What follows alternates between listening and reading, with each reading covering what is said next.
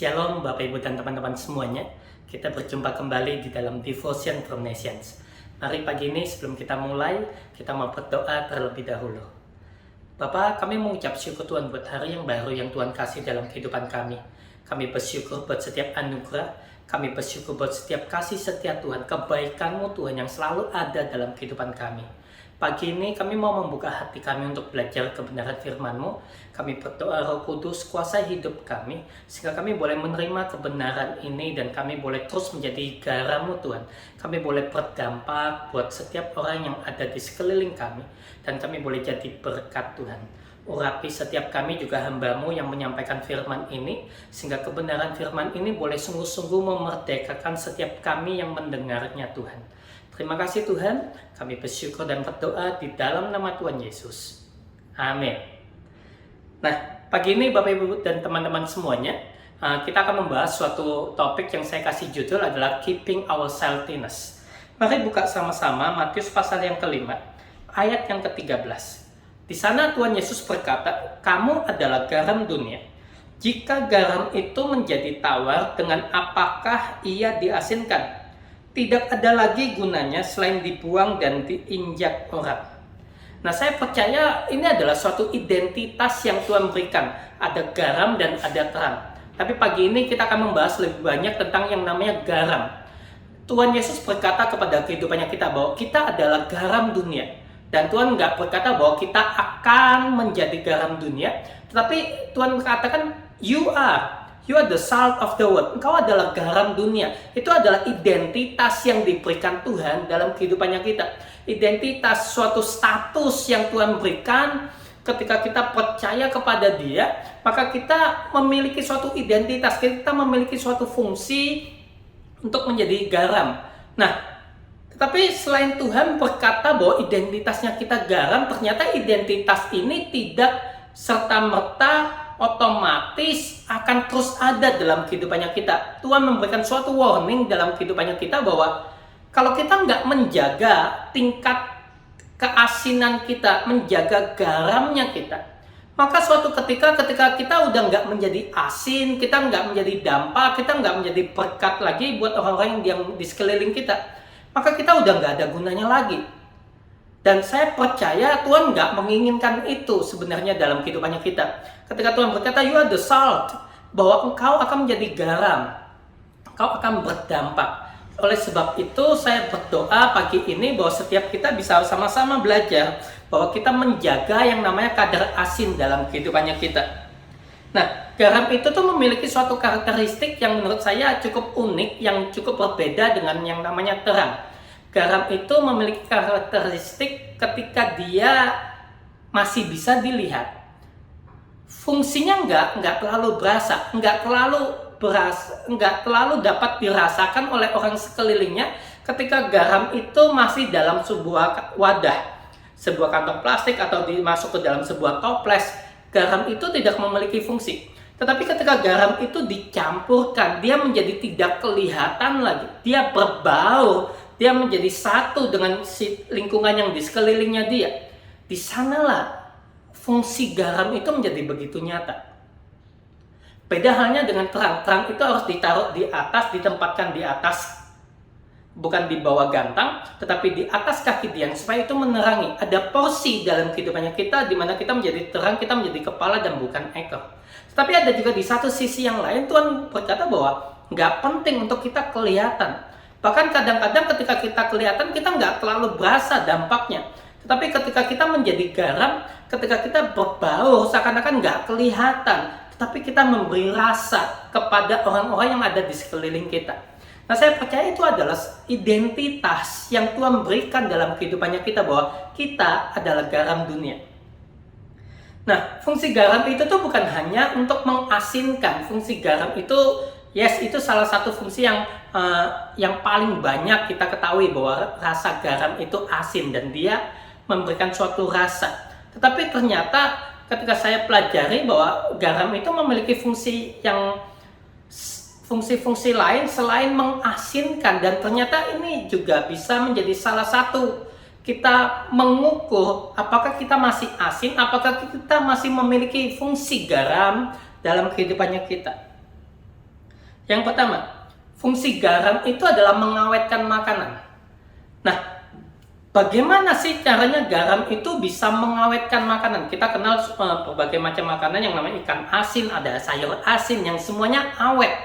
Ternyata cara yang dilakukan oleh garam itu ketika dia ditaburkan kepada benda, kepada makanan di sana, dia bisa menyerap kelembapan di sana sehingga dia tidak memberi ruang untuk bakteri, untuk virus, untuk jamur bisa tumbuh. Sehingga makanan itu yang seharusnya ketika dibiarkan begitu saja, lama-lama akan bakteri muncul, ada jamur, ada semua yang tidak baik muncul di sana. Tetapi karena ada garam di sana, dia menyerap kelembapannya itu sehingga dia tidak memberikan habitat untuk semua hal-hal yang jelek itu tuh muncul.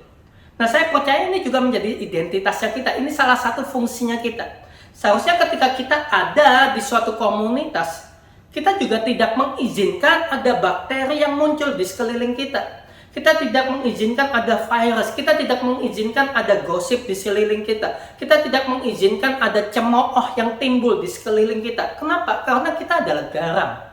Garam itu tidak mengizinkan semua yang tidak baik ada tinggal bersama-sama dengan dia.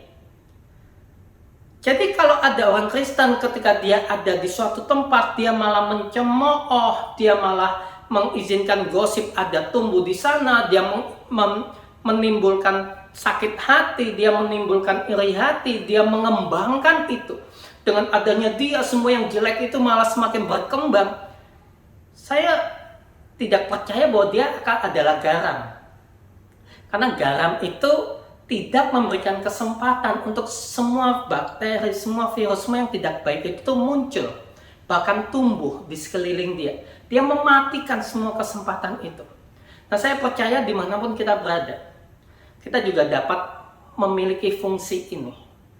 Kalau kita udah lagi nggak punya fungsi ini, jangan-jangan kita sudah kehilangan garam dalam kehidupannya kita. So, ayo jangan biarkan dimanapun Anda berada, Anda tidak mengizinkan ada gosip, ada hinaan, ada iri hati, ada perselisihan yang muncul. Nah, yang kedua, fungsi garam selain mengasinkan itu, dia bisa makanan itu ketika dikasih garam, dia menjadi sedap karena dia memiliki fungsi yang kedua ini. Yaitu dia meningkatkan rasa manis dan mengurangi rasa pahit. Ini salah satu fungsi yang ajaib yang dimiliki oleh garam. Ketika dia ditaburkan, dia itu bisa meningkatkan level kemanisan dari makanan tersebut, dari sayur atau dari daging dan sekaligus dia bukan hanya meningkatkan rasa manis, tapi dia juga bisa mengurangi yang namanya rasa pahit.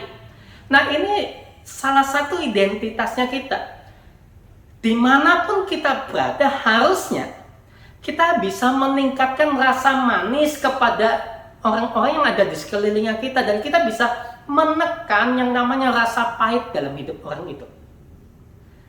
Jadi ketika kita ada dalam suatu komunitas, walaupun mungkin nggak kelihatan, kita berbau, tapi kepada siapapun kita berbicara, kita ngobrol, kita berkomunitas, kita punya teman kantor, teman kuliah, teman sekolah, atau teman di dalam keluarga, saudara-saudara kita, dimanapun kita dapat meningkatkan yang namanya rasa manis. Kita bisa meningkatkan rasa sukacitanya mereka. Kita bisa meningkatkan kasihnya mereka. Kita bisa meningkatkan yang namanya kesabarannya mereka. Kita bisa meningkatkan semua hal yang positif dalam orang-orang di sekelilingnya kita.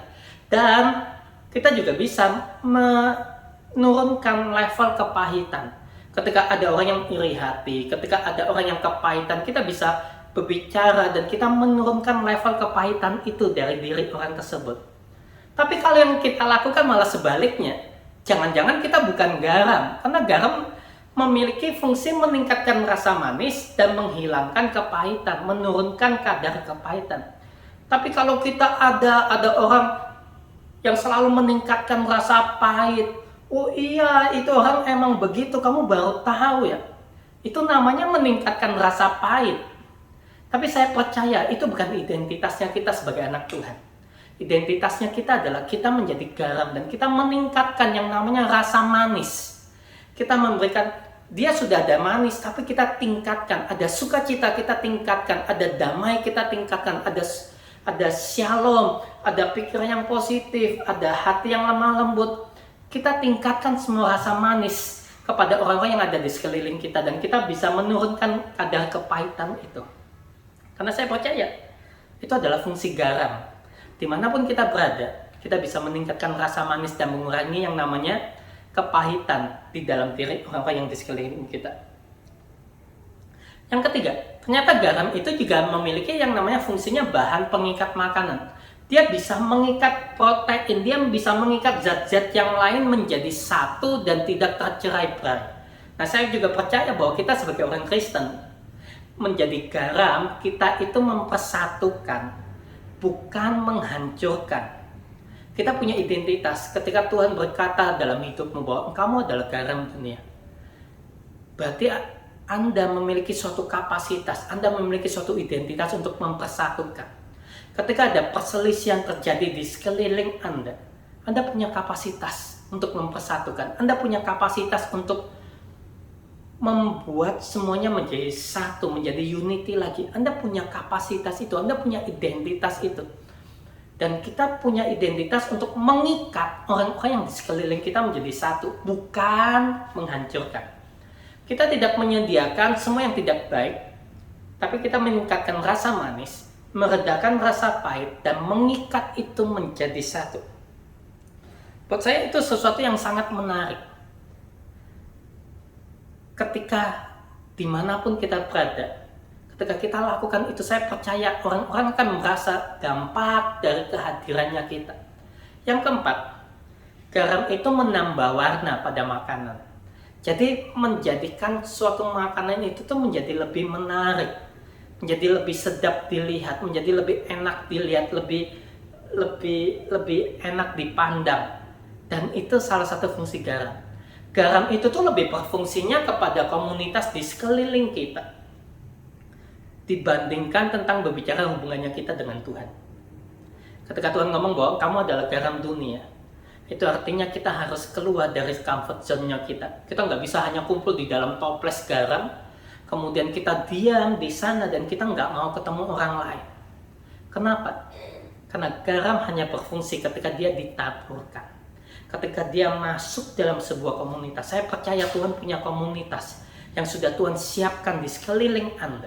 Yang perlu Anda lakukan, Anda melangkah di sana, Anda tinggal di sana menjadi garam, maka nama Tuhan akan dipermuliakan dalam kehidupannya kita. Mari kita berdoa.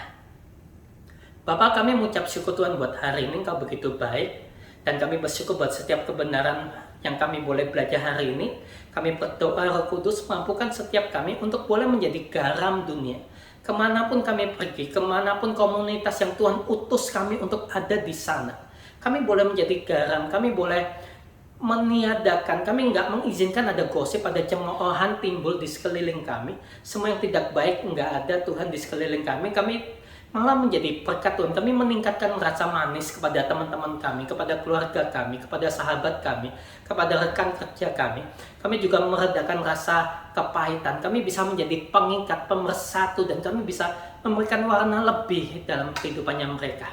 Kami berdoa, kami nggak sanggup Tuhan lakukan ini dengan kekuatan kami, tapi kami percaya dengan kekuatan Roh Kudus, kami akan sungguh-sungguh bisa menjadi garam. Dan kami jadi berkat dan nama Tuhan dipermuliakan dalam kehidupan kami. Terima kasih Tuhan, kami bersyukur dan kami berdoa dalam nama Tuhan Yesus. Amin. God bless you.